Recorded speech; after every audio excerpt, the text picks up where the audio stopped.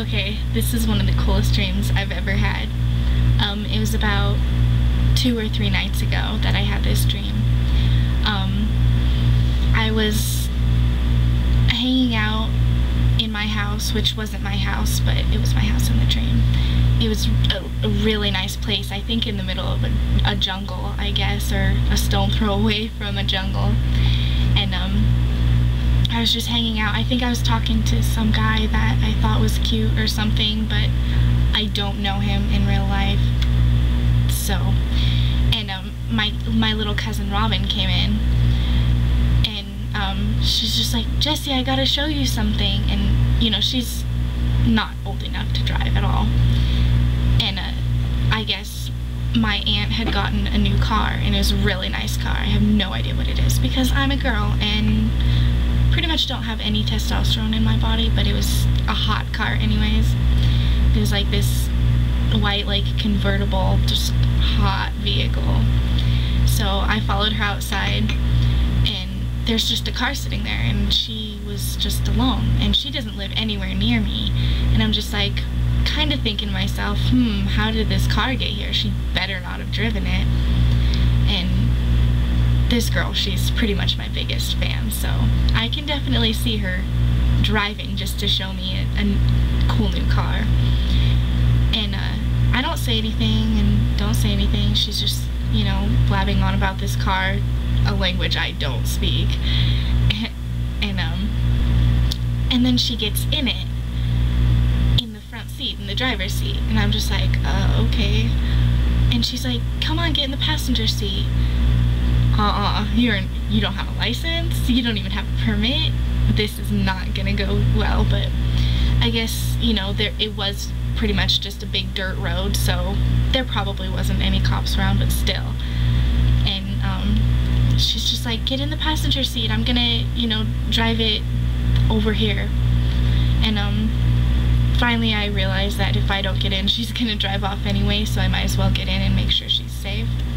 So I get in the passenger seat, and we drive off, and we're driving, and you know, the road is a 1-lane road because it's just a big old dirt road. And we see a truck coming our way, a big white truck. Okay, my camera fell. We see this truck, and it's a big white truck, and it belongs to my other cousin Jimmy, who is Robin's brother. And he sees Robin driving, and he's like, you know, that's not gonna happen. And you know, of course I'm in trouble too, because I let her do it. And he gets out, and I guess cutscene, because dreams do that. And we're just walking, and instead of by a road or by any sort of residential area, we're just walking in a forest that suspiciously resembles the forest from Rambo. Pretty much any Rambo. I mean, come on. I love Rambo. And we're walking, and if you've ever seen Monty Python, like the British soldiers in Monty Python, you know, there was British soldiers just walking around in the forest, and they were like really bad guys. Like, you know, in dreams you just get feelings, and I was scared. That was a bad guy. And they abducted us, and I guess it was like this huge colony of these people, and they didn't let outsiders in, and somehow we stumbled into where they lived, and we were scared. And I guess they lined us up for questioning to see if we were really outsiders, or, you know,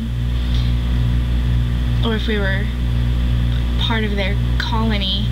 And Robin was first in line of questioning, and I was just listening to her answers, and I was like, oh girl, she is answering questions the way she should answer them, not the way they want to hear it. They want to hear the right answers. You don't have to tell them the truth to save your life, you know, because I knew they were gonna kill us if we answered wrong. And then Jimmy was next, and I don't really remember listening to him being questioned. I just remember him, you know, leaving out the back door of this this big old shed that they were questioning us in, and it was my turn, and you know, he asked me a question, and I was just like, oh yeah, this and this and this, and you know, just weird questions about my life, you know, like my lifestyle, like, oh, do you prefer white or wheat bread, or you know, stuff like that, to see if I was an outsider. And he really liked my questions, and he was being really nice to me. And he's just like, okay, this is the last question. Do you have a pet? And if you do, what's its name? And I thought about it, and I was like, they probably don't have pets. So I'm like, no, I don't have a pet. And he's just like, we're just kind of like laughing, all buddy-buddy, and he's like, okay, you did good. We're gonna let you go, but just for your information, the answer should have been, you do have a pet, and his name is Ziggy Henderson. I'm just like, oh, okay, that's good to know. They have pets named Ziggy Henderson. And I guess because of me, we got to live, and we were just walking away, and we had to be real calm and real, you know, just serious walking away. So we were just like walking away. So I was like marching, trying to get home, but inside I was like, yes, yeah, I'm smart. So yeah, that was a really interesting dream. And next time I get a pet, no matter what it is, I have to name him Ziggy Henderson, because that's awesome. So there's my dream.